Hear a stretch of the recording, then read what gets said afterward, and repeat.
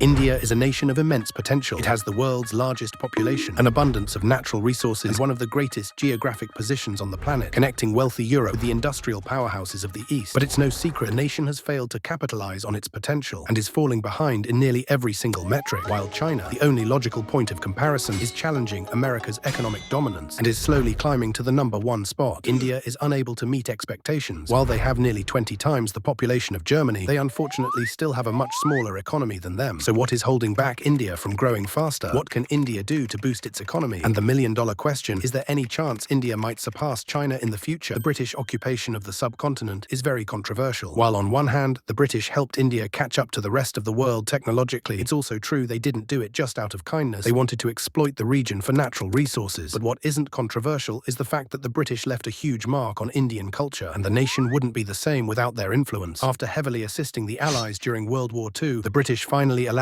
Indians to rule their own country without outside interference. But it wasn't easy at the start. Right after independence, the nation got itself into a series of wars. In the period between 1947 to 1999, a total of 4 wars with Pakistan and 1 with China were fought. All of these conflicts ignited due to border disputes, which are still active to this day. And in fact, the nation even has minor disagreements over borders with Nepal and Bhutan. But India's issues weren't just on the outside, but also in the inside. People often forget how diverse India is as a nation. At the time, a total of 340 million people lived inside the nation, all speaking hundreds of different languages, worshipping different gods and religions, and having very different ways of life. If you also account for the fact only 10% of the population had the ability to read and write, and an even smaller percentage was well educated, these were prime conditions for a civil war. The only other region that is as diverse as India is the Balkan Peninsula, and we all know very well they don't like each other very much, so it's very surprising India hasn't completely collapsed like Yugoslavia, due to the influence the British left on India, along with the fact they also kept a very close relationship with the Soviet Union. The economic system they adopted was something in between the two. While there was a free market and capitalism was embraced, the government kept a very close eye on those businesses and often interfered with everything they did, so it was something like a state-controlled, pseudo-capitalist communist utopia. But basically no one had any idea what the fuck was going on. This system led to a massive amount of bureaucracy and red tape, and no large international cooperation even thought about jump-starting operations within the nation. Any kind of entrepreneurial endeavor was a logistical nightmare. Just to open up a small shop and to be allowed to remain open, you had to satisfy a plethora of government agencies, and often the only way to do so was to bribe a government official, or 2, or 3, or 4. But even if for some stupid reason a foreign company saw all of that and still wanted to do business within the nation, aside from being actually brain dead, they had one more issue to deal with: protectionism. Nations often impose tariffs on other nations and give tax cuts and subsidies to their own domestic producers to protect their own industries. The idea behind this is if a foreign product is forced to be more expensive, the consumers are more likely to buy the domestically produced goods. Although this might seem like a good idea at the start, it's not that beneficial in the long term. 2 main problems arise. Firstly, if you want to make a car and you have to buy foreign components like tires, those tires, just because of being produced overseas, are much more expensive. So when you sell that car, any component you didn't produce domestically will be much more expensive, which leads to inflation. And secondly, domestic producers don't need to try very hard to win. When you already know everyone will buy your product just because your competition is forced to be much more expensive, you don't have to innovate. So often protectionist policies make domestically produced goods non-competitive on the global marketplace. I mean, just think about it. How many Indian companies can you name? 1, maybe 2? You probably can name more American fast food companies that specialize in chicken sandwiches than Indian companies in total. Thankfully, many of those restrictions have been lifted in recent decades, and India has a much more competitive economy. And just by looking at their GDP graph, you can see that India, ever since the 2000s, has been growing very consistently. So what is the nation doing to achieve this growth? Every single nation that industrialized, including the first ones in Western Europe, have followed a very similar roadmap to success. Firstly, all of your population works in agriculture. Once the food supply is secure and people can be confident they won't starve to death, they start moving towards industry, mostly in low-skilled manufacturing, like making hammers, forks, clothes, and other products that don't require a lot of knowledge to be produced. Then they slowly move into higher levels of manufacturing, like speakers, computers, cars, and similar products, until they reach the final level of services, things like tourism and marketing. This isn't true 100%. Even rich and developed nations like America still have quite a large share of their GDP allocated to agriculture, but it's mostly how it works. But India said, yeah, fuck that, and decided to completely jump over manufacturing. While yes, the nation has a large manufacturing base, it's much less than you would expect. Only around 1/4 of its GDP comes from industry. There seem to be 2 reasons for this. Firstly, India just can't compete in manufacturing. We all know that due to tensions between China and the West, many European and American companies have made the decision to relocate their manufacturing outside of China. But it seems that those companies very rarely choose India as the place to go. The reason is simple: they have better options. Nations like Vietnam, the Philippines, and Indonesia have all the positives of India, like a large English-speaking population and low salaries, while lacking many of the drawbacks, like bureaucracy and political instability. And other nations like Mexico for America and Eastern Europe for the EU just make much more sense due to their close proximity. And secondly, India prefers services. Due to them having over 140 million English speakers, it's much easier for them to get remote jobs in Western countries, things like coders, designers, tech support staff, and similar roles. Those jobs usually pay a lot more than factory work, and you have much more room to improve your skill set. A factory job doesn't teach you many skills, but over time, as you learn to code better, you can get higher and higher salaries. But even though that might seem positive, it also created a question about equality. Men that speak fluent English earn nearly 40% more on average than those who don't. If you compare GDP per capita by region and English fluency, it's almost a perfect match. But inequality is not just about English fluency, but also about gender inequality. In India, due to cultural and logistical reasons, women don't work, and not because they are lazy, but instead it's looked upon very negatively in their society if a man is unable to provide for his wife entirely by himself, and only about 30% of women actually have a job. But even if a woman wanted to get a job, oftentimes she is unable to do so. Many luxuries we take for granted in the West, like vacuum cleaners, washing machines, dishwashers, and similar appliances, often are taken for granted. But in many regions in India, due to extreme poverty, a lot of that work has to be done manually. Things like cooking, cleaning, and washing don't take 20 minutes, but entire days to complete, meaning that a dual-income household isn't just viewed negatively by society, but also is very impractical. But this is just a part of a much larger problem in India. Take a look at China's and India's population. Though both nations have a very similar population, they have a much different workforce. While China has 740 million people actively employed, India has a little over 450 million people, meaning that nearly 1 billion people within the nation don't actively produce any kind of economic value. This is the dependency ratio. Basically, it shows how many people of working age there are compared to senior citizens, and people Drake finds attractive. Let's take China's for an example, and overlay it with their GDP graph. As you can see, they align almost perfectly. When it's low, the nation grows, and when it's high, the nation slows down. That's because there are more resources to invest in growing their economy, instead of them being spent on taking care of young kids and senior citizens. If you take India's dependency ratio and compare it with China, they look very different. India at no point will reach as low as China did at its peak, but once China hit a record low, it instantly exploded back up. Every single nation that managed to industrialize, like Japan, Korea, many Eastern European nations, all grew the fastest and escaped poverty at this point, when the dependency ratio was the lowest. And once it starts to grow like Japan did in the 90s, the economy seems to stop growing. So essentially every nation gets one chance,